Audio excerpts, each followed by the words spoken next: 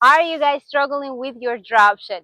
Are you setting up the point really well? You get that easy ball, you see your opponent way back there, and then you try to go for the drop shot and it just sits really long, or maybe you miss it in the net and you really are not getting the timing of it.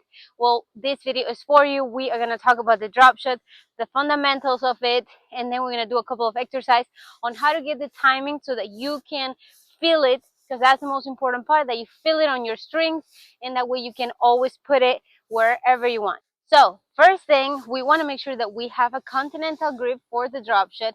It's going to be really difficult if you guys are trying to do a drop shot with a forehand grip or with any other grip. We need to have it continental, so make sure that it is right so that we can start with our racket in this position.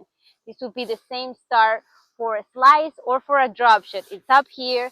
Notice I want to feel like I can touch my racket, my frame, with the shoulder, almost touch it. So right here will be the starting position, close to my shoulder. I don't want to have it too far, or I don't want to start from here because I'm going to struggle to get that power and that momentum that I want. So here I'm able to get that momentum a little bit easier. So close to the shoulder, not on the shoulder, but close to it. That way you can use your entire body. The next thing is that the strings need to be facing the court. Facing forward would be like when we do a backhand volley. So strings facing a little forward, closer here to my shoulder. And now I'm in a good position because I want to, this shot I want to hit more up to down. And then we want to sort of stop the racket right here. So the difference versus the drop shot and the slice is much longer because obviously we want the ball to go farther. So for the slice, we would get back here, get our shoulders really nice, and then it's just a longer shot. Around this area, we finish on the slice.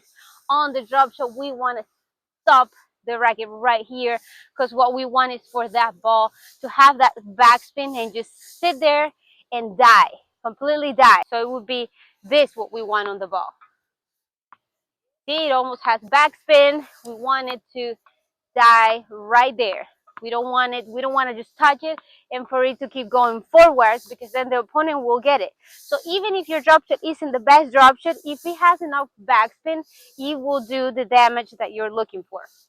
So really important, start on a good position, and basically we want to hit the ball, the contact right here, and then we want to stop the racket right there, like really quickly. We want to feel like chop and stop right here. Stop right here. For the slice, again, we want to make it longer and the ball flies more straight. For the drop shot, we want to hit it a little bit higher so that the ball does this. Imagine my target is this basket right here. I want to make the drop shot go up and die right here. So I want to make it go a little bit more up. Okay, that's what we're stopping right here, because I want the ball to go up, hit it where I want it, and I want it to die.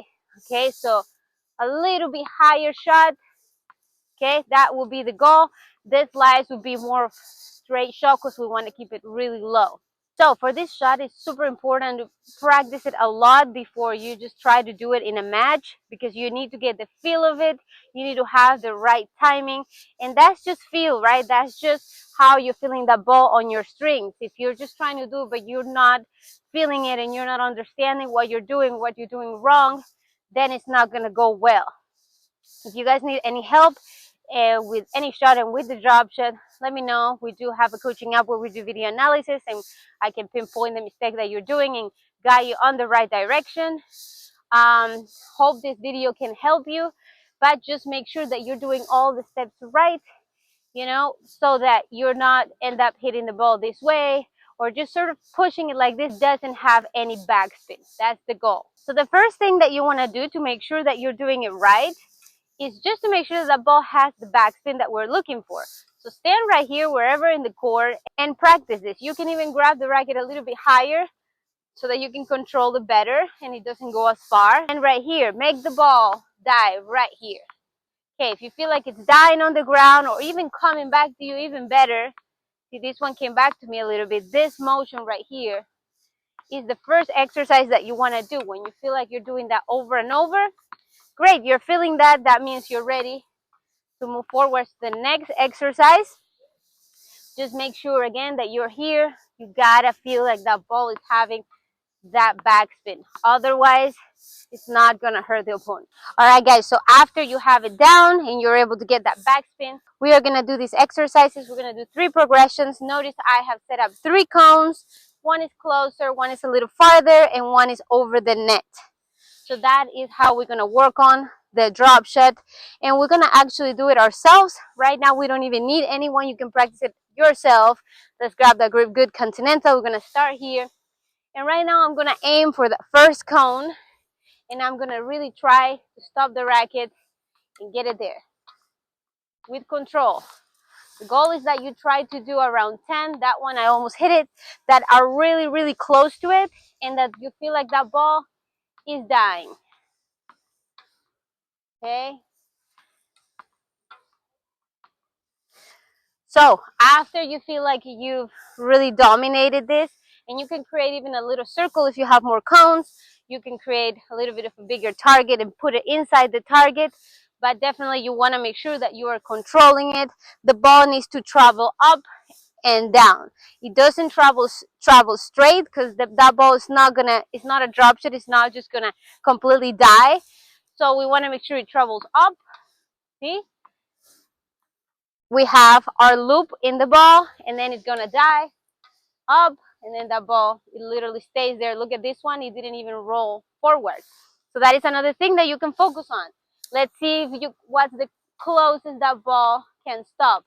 That ball should never reach the net. If it reaches the net and keeps rolling, it's because you didn't hit enough backspin. So if I were to hit it, say a little bit flatter here, see that ball just keeps traveling. That one is gonna go and touch the net. If I hit it with enough backspin, okay, it literally stays in the spot. So that is a good test for you guys. Now I'm gonna aim for my second cone, and I'm gonna try to do the same exact concept. Let's see.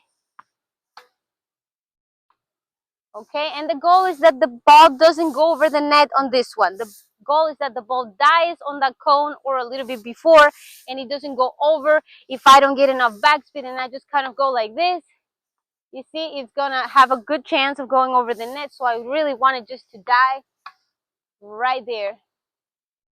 Okay, that was fine. Okay, that was a little close to me. Let's see if I can get it farther. Okay, that one died more, and the goal again is that it has that loop that is going up and down. Okay, so that is the goal for this exercise. If you again hit, even if you hit it spin or hit it a little bit more like this, chances are ball is going to go over the net. So that should already give you guys a lot of feel, so that you feel like what the ball is supposed to do. How does it feel when the ball stops? How are you doing it right? Because if the ball's stopping and you're getting that loop and the ball's stopping, you know that you're doing it right. You're stopping your racket. You're doing a good job. It's finishing just like this. If not, you are going to see the result. You know that you're not doing something right. Now that you feel this, we can do our last target, which is just over the net, which is exactly where we would want to hit our drop shots. The best drop shots to hit are usually down the line. Why? Because the court is shorter. Notice that if I hit in this direction, there's less court than if I were to hit in this direction. This is longer, right? So what does it mean? When this is shorter, my opponent has less time, because the ball is going to get here a little faster than it will get there. So if I were to hit cross, my opponent would have more time to get to the drop shot than if I were to hit a down the line drop shot. So you want to hit cross sometimes. Of course, if you have your opponent all the way there, maybe if you're even closer, you can hit it. But if you're just going to hit this guy's drop shot, so now we're going to hit our drop shot over that net into our third target. Okay. Okay, I almost hit it in that one. Okay, I think I can make it a little bit better here. Let's see. Good, that one died a lot. All right, guys, work on these exercises progressively, and you will start to feel your drop shot much more, which is exactly what you want. This is a shot that you need to have feel, that you need to have soft hands, which means that you need to feel that ball on your racket. If you found this information useful, don't forget to like this video and subscribe to my channel. It always helps so that more people can view my channel and benefit from my tips as well. Also, don't forget to check the description for online coaching, for our coaching app. If you need video analysis, if you need any help with coaching, you can check it out below. And also for the products that I recommend and some discounts that I can give you guys. See you soon.